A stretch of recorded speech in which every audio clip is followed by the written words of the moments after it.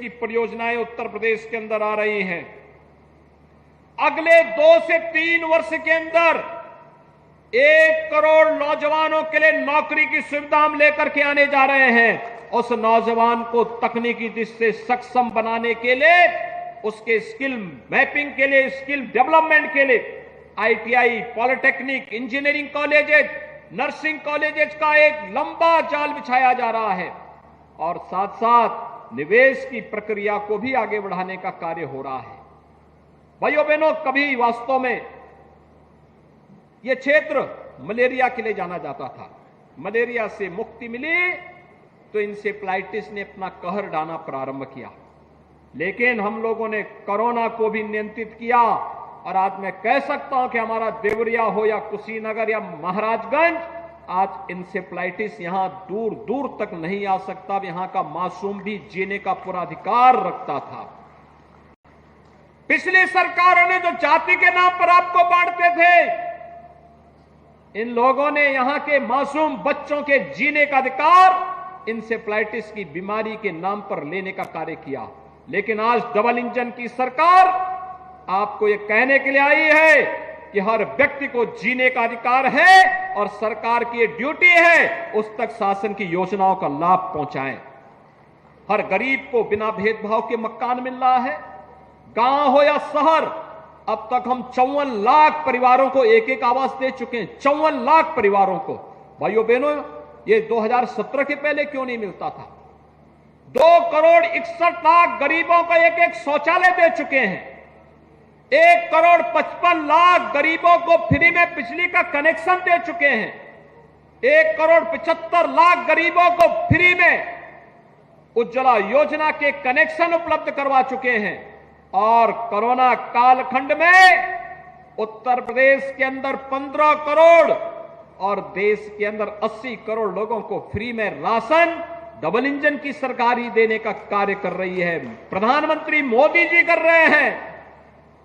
याद करिए, 80 करोड़ लोगों को फ्री में राशन 3 वर्ष से लगातार। एक तरफ भारत है, 140 करोड़ के भारत में कोई व्यक्ति भूखों नहीं सोएगा, और दूसरी तरफ पाकिस्तान है, 22-23 करोड़ की आबादी संभलती नहीं, रोटी के लाले पड़ रहे हैं वहां पे। एक रोटी के लिए ऐसे टूट रहे हैं जैसे आप गली में कोई रोटी का टुकड़ा फेंके, वहां पे झुंड के झुंड उमड़ पड़ते हैं। यह स्थिति आज वहां पर पाकिस्तान के अंदर आपको देखने को मिल रहा है। भाइयों बहनों, सुशासन का क्या मॉडल है, ये मोदी मॉडल आज देश के अंदर देखने को मिल रहा है, दुनिया के अंदर देखने को मिल रहा है। और इसीलिए मैं आपसे कहने के लिए आया हूं, अभी तो ये शुरुआत है। इस प्रक्रिया को आगे बढ़ाने के लिए हम लोग आज आए हैं आपके पास। यहां पे जिला चिकित्सालय की बात अभी साही जी ने की,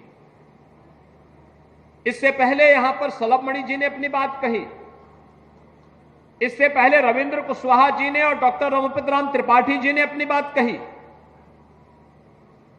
देवरिया का फ्लाईओवर भी बनना है। भी रेलवे के जाम की समस्या का समाधान हमेशा के लिए होगा और राज्य सरकार इसके लिए पूरा पैसा देना चाहती है। और यही नहीं, जो यहां की पहचान थी, हमने सुप्रीम कोर्ट में एक एप्लीकेशन लगवाने का काम किया है कि बेतालपुर चीनी मिल की पूरे उसको हमें सौंप दिया जाए। अब केवल चीनी मिल ही नहीं लगेगी, चीनी मिल भी लगेगी, डिस्टिलरी भी लगेगी, कोजन प्लांट भी लगेगा, इथेनॉल प्लांट भी लगेगा और साथ साथ वहां पर एक शुगर कॉम्प्लेक्स बना करके एक साथ हजारों नौजवानों के लिए नौकरी की सुविधा भी वहां देंगे, ट्रेनिंग सेंटर भी देंगे। जैसे ही परमिशन मिलेगी हम लोग तैयार बैठे हैं, पैसा लेकर के बैठे हैं, जैसे परमिशन मिलेगी हम लोग इस कार्य को यहां प्रारंभ करवा देंगे। भाइयों बहनों, चीनी के कटोरे के रूप में कभी जाने वाला यह क्षेत्र, एक एक करके सभी चीनी मिलों को, एक ही उद्योग था यहां पे तो चीनी उद्योग, लाखों नौजवानों को नौकरी थी, लाखों किसान अब उस पर आश्रित होता था।